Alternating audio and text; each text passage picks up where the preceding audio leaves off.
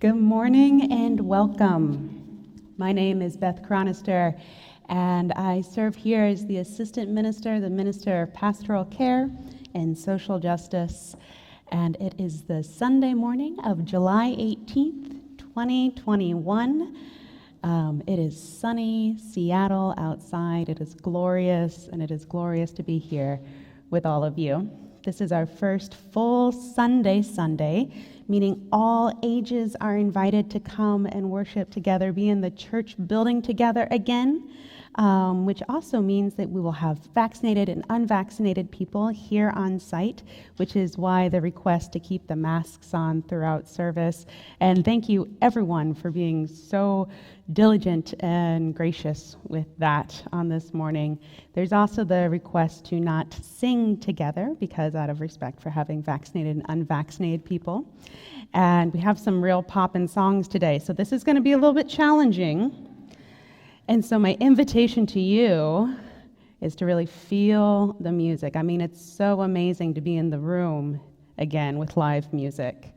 And so to kind of let that wash over you, to sway, to snap, to clap, to do what feels right in your body in response. So thank you all. We will create that musical moment together in so many ways today and practice that. So welcome to University Unitarian Church. Welcome to worship this morning. It is always so good to be together.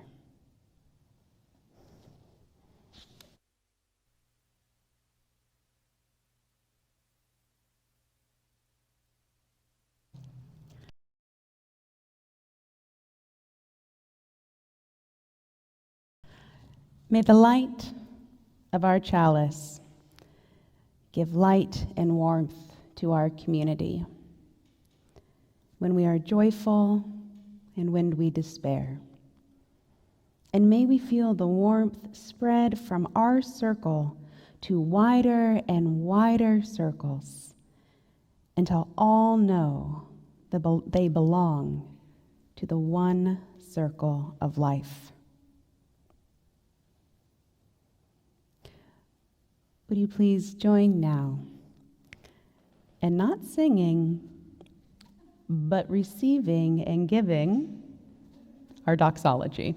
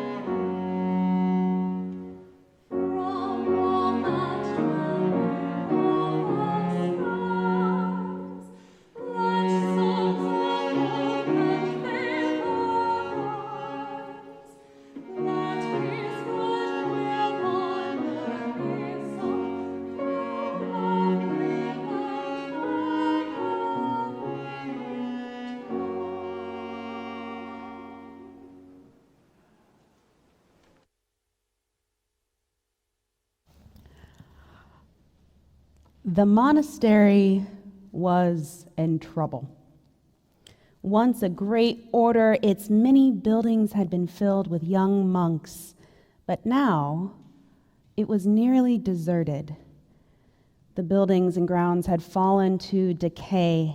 Visitors no longer came there to be nourished by prayer. A handful of old monks still shuffled through the cloisters, and they praised God with heavy hearts. It felt like it was just a matter of time before the community would die out. And under these sad conditions, the monks, they had become cranky and short with one another. They were quick to blame each other, and they harbored unspoken resentments over little things that became big things, as we do sometimes when relationships become strained, like, who moved my prayer book, and why are you chanting so loud? A monk can't hear themselves pray, much less hear a still small voice. Now, on the edge of the woods, outside of the monastery, an elderly rabbi had built a small hut to retire in. The abbot was agonizing over the future of the monastery, and it occurred to him to visit the rabbi to seek an outsider's advice. As he approached the hut, the abbot saw the rabbi standing in her doorway, her arms outstretched in welcome. They sat there for a moment in silence until finally the rabbi said, "You and your community are serving the holy with heavy hearts. You have come to ask a teaching of me. I will give you this teaching, but you can only repeat it once. And after that, no one must say it out loud again." And the rabbi looked straight at the abbot and said, "The Messiah is among you." The next morning, the abbot called together the community to share this big news that the rabbi had told him. To an astonished group, he said, "The rabbi said, the Messiah is among us." And then following the rabbi's request, none of them spoke out loud about it again. But they sure did think about it. In the weeks that followed, the monks kept pondering this riddle. The Messiah is among us? Really? I mean, but who could it possibly be? It surely is the wise abbot. I mean, he has been our leader faithfully for over a generation. Or maybe it was Sister Joanna. She seems ever faithful and always on time somehow, and she is often very kind. Maybe it's Jude, though. They always pray most fervently. But it couldn't be Thomas. I mean, Thomas is so crotchety. Although he always seems to be there exactly when and where you need him, could the rabbi have meant Thomas is the Messiah? They contemplated in this manner. The old monks began to treat each other with extraordinary respect and kind regard, on the off chance that one of them actually might be the Messiah. As time went on, there was a gentle, wholehearted human quality about them that grew, which was hard to describe, but easy to notice.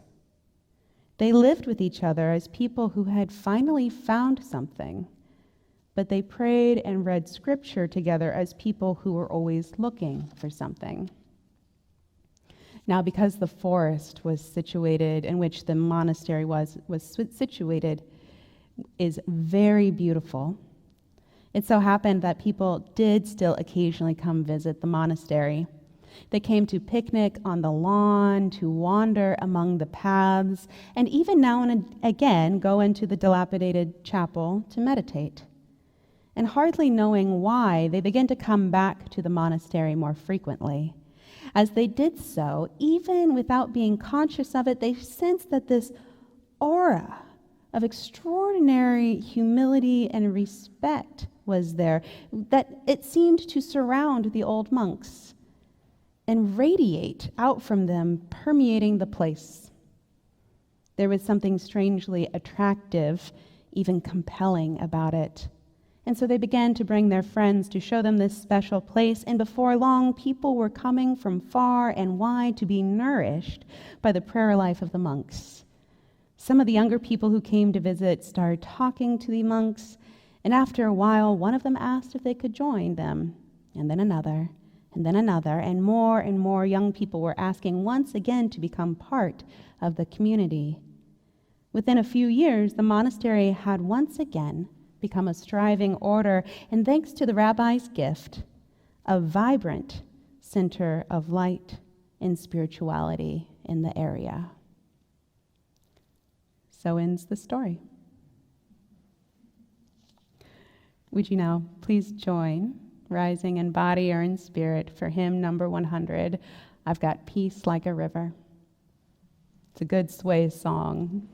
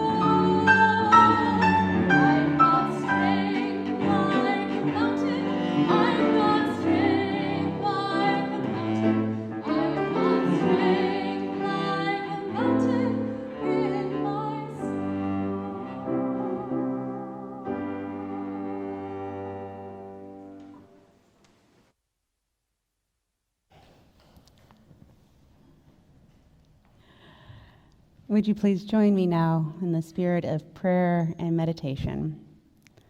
And I offer you this blessing from Jan Richardson that she wrote for World Communion Sunday. And it says, "The table will be wide.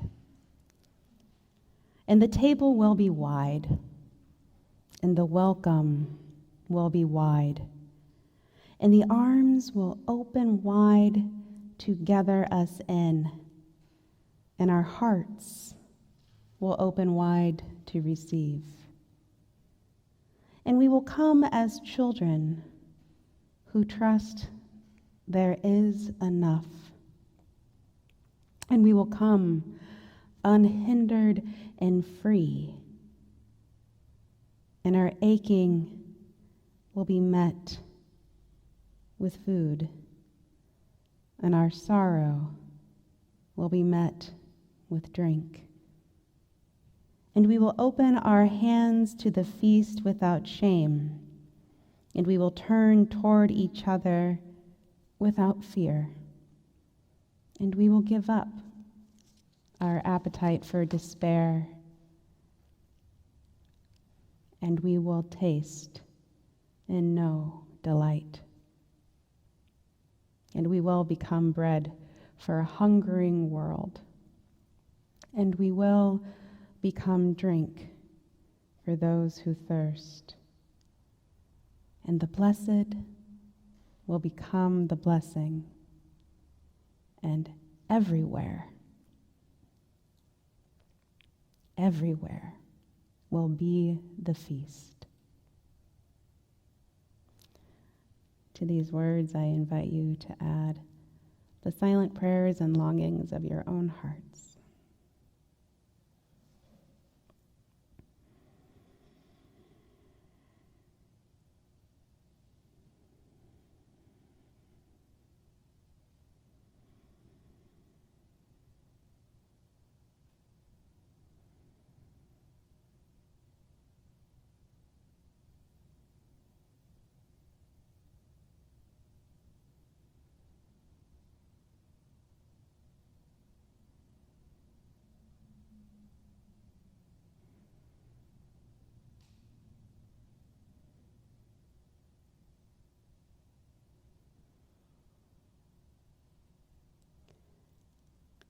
May it be so, and amen.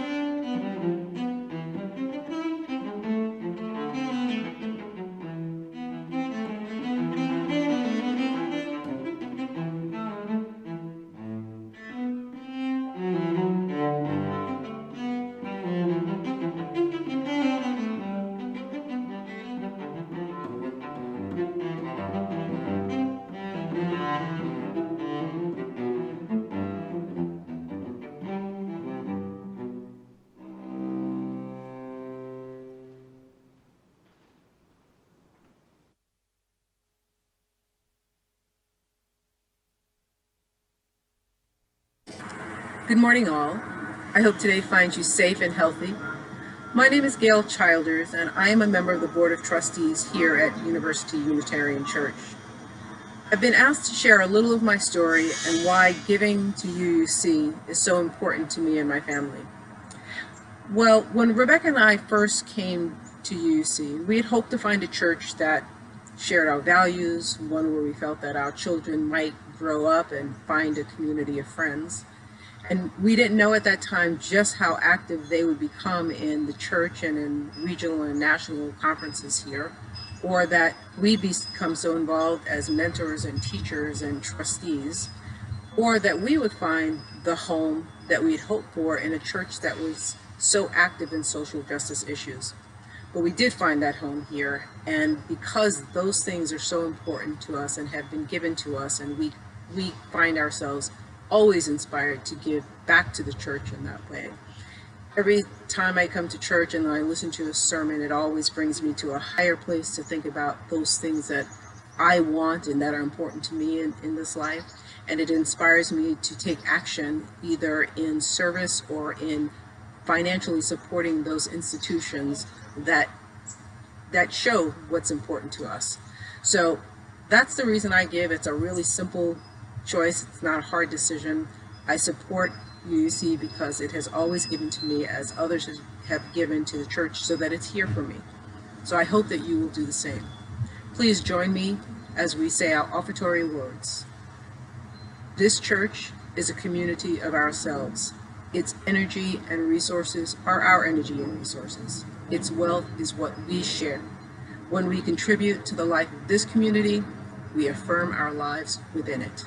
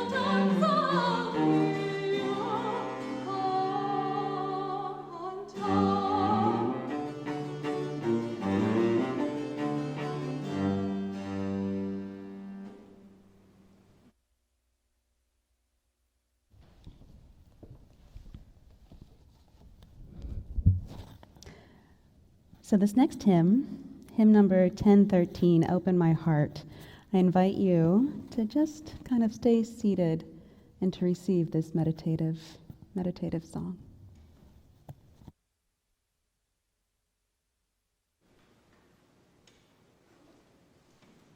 Open my heart.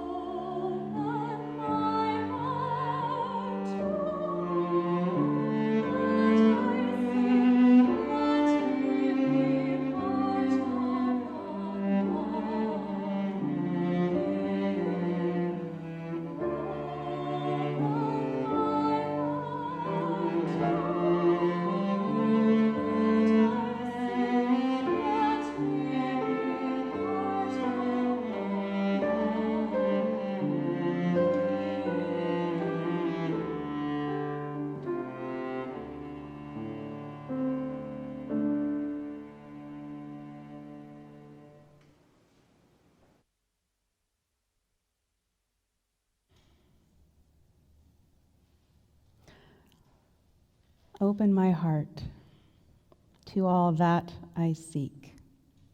Let me be part of the love you give.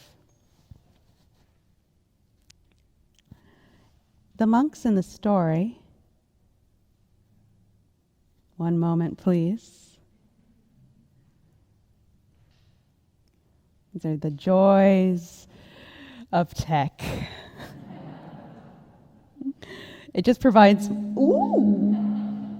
more ways to have human moments all together. Let's begin again.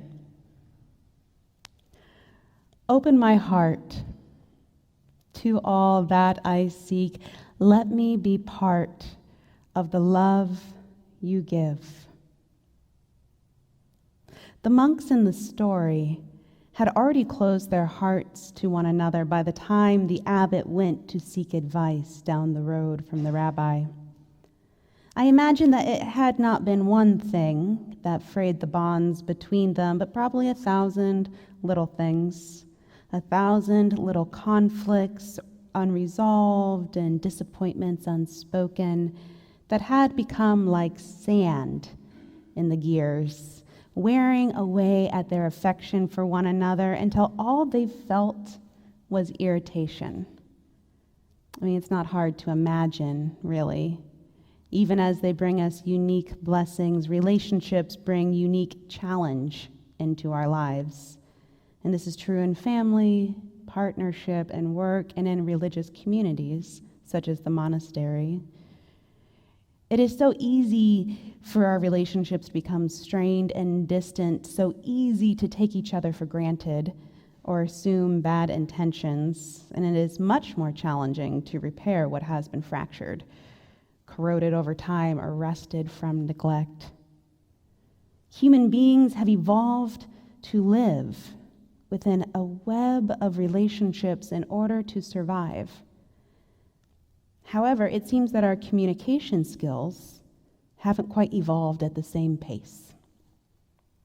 But this doesn't have to be the end of the story. As in the parable about the monastery, in many, if not most, of our relationships, repair is possible, but not without intentionality and often a good dose of humility, particularly for those of us who are historically given more power. The question I feel so often before us is, can we become more committed to the process of restoring right relationship over doggedly holding on to the need to be right? Time has its own power and a healing process, but I am convinced that time alone cannot mend the rift between people. Time alone, or worse, avoidance altogether, cannot bring back a sense of safety, much less restore trust and goodwill after a conflict. And yet, how often in conflict-avoidant cultures do we brush things under the rug, hoping that the discomfort of conflict will magically disappear on its own, while in actuality, what we are creating is a really lumpy rug that becomes a tripping hazard for ourselves and for others. Maybe because of my own habits and conflict avoidance, I love how in the story of the monks, they were tricked into being kind and respectful toward one another. And in doing so, healed their relationship and transformed their community's potential. Though maybe it wasn't trickery at all. Maybe it was a much needed shift in theological thinking offered by the rabbi. The Messiah is among you, not somewhere else, not some transcendent other reality, but here, radically present. As in, when and where people gather and love, there is the presence of the most holy. The monks, and their desire and efforting to be in right relationship with their God returned to right relationship with each other. And along the way, in my interpretation theologically, along the way they managed to do both. Open my heart to all that I seek. Let me be part of the love you give. In the vast beauty and complexity of religious and spiritual traditions around the globe, there are different emphases on what is required of practitioners. There are traditions that center right belief as the religious path. In these traditions, there is an adherence to a specific set of beliefs or creeds. The emphasis on right belief can be called orthodoxy. Other traditions center right practice or correct conduct. These traditions are very concerned with right living. The act of doing, how beliefs and morals are lived out, becomes the focus rather than the belief in itself. These traditions emphasize what is called orthopraxy. As Unitarian Universalists, we are explicitly non-creedal. There are no requirements to adhere to certain beliefs within our tradition, though this doesn't mean that there are not beliefs that are generally shared among us. Our tradition does have generally more emphasis on right action. However, within the diversity of religious understandings within Unitarian Universalism, right conduct is not centered in the same way. It's not comparable to what one would find in Islam or in sects of Hinduism, where the action is inspired by a shared belief system. Unitarian Universalism falls more within a category, and of course with all categories, they're much messier than three piles, right? Unitarian Universalism falls more within another category. In this tradition, we emphasize less right belief or right conduct, but right relationship. Historically, we are a covenantal tradition, meaning we gather around a shared set of promises made within the community, promises that we will likely break, and that we will make again, and that we will hopefully keep renewing. As relationships change over time, so do our promises to one another. This is why covenants, that shared set of promises, they're considered living documents. Covenants can expand, adapt, and deepen over time and experience. A good example of this is to consider the vows spoken by a couple during a marriage or commitment ceremony. The promises a couple might make early in marriage will undoubtedly need to evolve and expand over the years in order to remain relevant and useful to a changing dynamic between two people.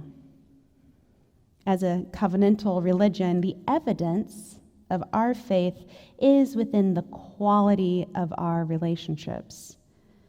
The practice of our faith is embodied in our promise to seek the truth in love, in our practices of mutual care and respect, and in holding ourselves and others accountable when the relationship is harmed. And so, covenant is nebulous, and it's hard to measure. Similar to when the monks began to treat one another differently and the energy of the community changed and was palpable, but no one could quite put their finger on why or what. Unfortunately, this practice, this historic practice of covenant as our shared center, was lost from our churches for many decades over the past century, probably in part due to its nebulous, ever-shifting, kind of slippery nature. In the 20th century in particular, in many, but not all UU churches, the Christian roots of our tradition were outright rejected. And with it, the emphasis that the religious path is made in the spaces in between us, that centering of covenant. The concept of covenant was rejected in favor of a religious individualism that I imagine felt like a necessary corrective at the time, thus creating religious communities that embraced freedom of individual thought and expression over creeds and conformity. This was important. Individualism, however, in many ways became the center of our religious practice.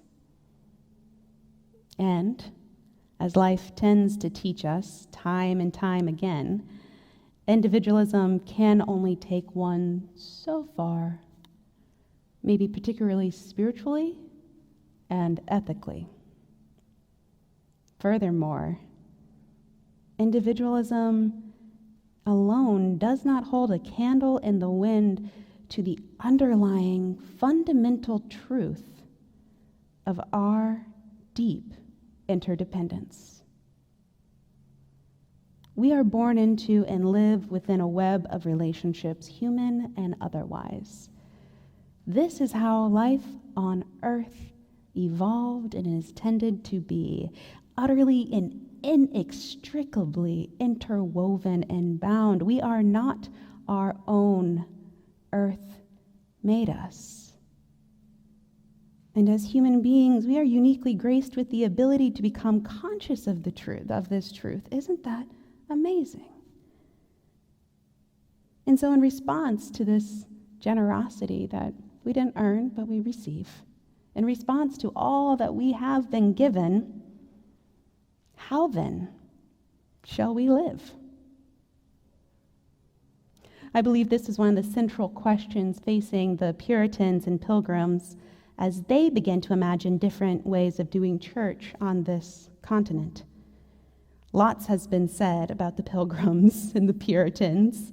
Myths abound, and their three-dimensionality gets lost oftentimes in the process. Were they people of faith, escaping persecution? Yeah. Were they colonizers, whose presence and belief advanced the genocide of the native peoples? Yes. Were they religious zealots? Arguably so. Or were they people advocating for more freedom within religion, away from the authorities of bishops and the constrictions of creeds? This too. And did they really have buckles on their shoes? And why do we care? In truth, they were some confusing, contradicting combination of all of these things and more. But something I know for sure is that these communities are our somewhat surprising religious ancestors. And how they answered that question, how then shall we live, continues to reverberate within our religious communities. Starting in 1646 and continuing for 2 years, members of 50 churches in New England gathered to discern how they were called to live together as members of the Free Church, and eventually crafting what is called the Cambridge Platform. Their discernment laid the foundation not only for our congregational polity, i.e. how we govern ourselves as a church community, but they were also creating the possibility of the covenantal church. They were making agreements about how they were to be together as members of shared religious tradition without the hierarchy of bishops and popes. And instead, they vested individual congregations with the power to lead and decide. There's an incredible amount of trust in the power of the people in this discernment process that they shared and in the documents that came out of it. They forged promises that would guide themselves and their communities toward living more faithfully with one another. And importantly, they understood these promises as a path to live ever more faithfully and gratefully with their God. The covenants that they created to be practiced among themselves were in response to a gift from a source larger than themselves. So these promises were never only between each other, what is considered the horizontal dimensions of covenant, but from me to you. Their promises were a direct reflection of what they called a covenant of grace, responding to the ways that they had been loved into being and endowed by their Creator to be able to live together in freedom and peace. This is considered the vertical dimension of covenant between us and the source of life. James Luther Adams spoke about the connection between these two dimensions thusly. Traditionally, our churches have been grounded in a covenant binding us together. But this enterprise of maintaining the network itself is not to be understood as simply a human enterprise. It is a response to a divinely given creative power, a sustaining power, a community transforming power. This power is ultimately not of our own making. Now, there's room to imagine this source larger than ourselves in multiple ways. The earth itself, this interdependent web of connections, the spirit of life, the Buddha, universal love, beloved community. The point is that there is a power that undergirds our covenant making that is more than the power of our own will or decision making, which is a good thing, because I know for myself, my will can falter, particularly in times of conflict. Covenant is a response, then, to this creative, sustaining, transforming power. It is born of the hope that we might join our energies to this power, and thus bring it ever more into the world. And trying to create kindness and respect for the Messiah, they brought kindness, respect, and humility for not only each other, but for everyone who came by. Now, in our contemporary context, covenants are often reduced to behavioral norms read at the beginning of meetings, or less useful still, are written and then stored away in some file, maybe to be pulled out in case there's a conflict. And this, I believe, is an abnegation of some of the spiritual significance and the power that was originally intended. Furthermore, times of conflict can be confusing, complicated, and run thick with ego. In what ways might sources larger than ourselves and the longing to live in accordance with this source guide us back toward one another? Reverend Dr. Rebecca Parker writes, "We need this older sense. Covenant is brought into being by grace and sustained by practice. Our verbal promises are just frosting on the cake. They are not the cake themselves. They may help us keep the covenant we are in, but they are not the covenant itself." Or as Reverend Dr. Peter Rabel often said from this pulpit, "Let us turn more to our act than our word to declare our true religion." Now, despite that last statement, I have offered you like a whole bunch of words on this morning to describe these different dimensions of covenant and its history within Unitarian Universalism. And so let me close with a living, breathing example. At UUC, we have a care team of individuals who are trained to offer deep listening and companionship to members during time of need. And we have this team because in this inherently interdependent life, we all need someone to lean on sometimes, whether it's during a time of grief, illness, transition, or merely a case of the blahs. Yeah, you can even reach out if you're just feeling blah. And so each year, at the beginning of each year, the care team at UUC creates a collaborative poem prayer covenant. And I ask each member to reflect on the spiritual practice of deep listening and presence, and particularly the practice of sitting with another in grief and pain. Because oftentimes there's nothing we can fix, and all we can do is help hold for a while, and I would call that a spiritual practice, to bear witness.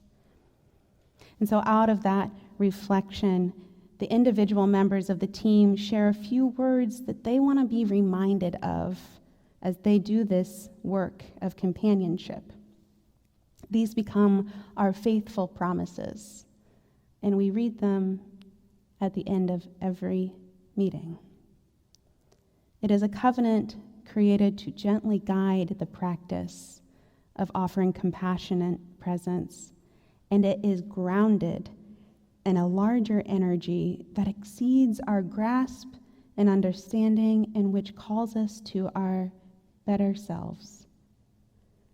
And so with their permission, I offer you these faithful promises and leave you with these questions.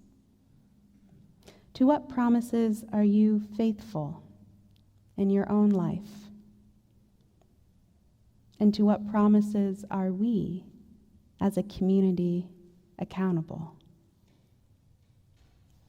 The faithful promises. The holding of space is a holy practice. Be fully here. 3 deep breaths. Let go of self-focus. Open outward. Stay grounded. Listen with curiosity. Leave space. My heart sees your heart. Your humanity connects to my own. We are the eyes and ears of creative life force, a community of communities rippling out, bowing at the altar of life.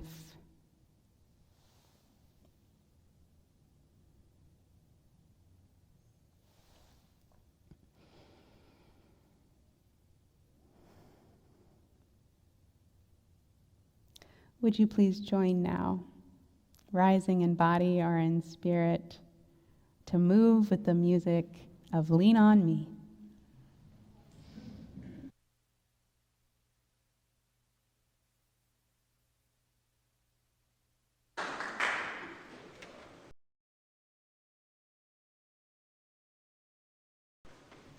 Thank you all for being such good sports today about kind of changing some of our shared practice of being together on Sunday mornings so it can be a truly inclusive space.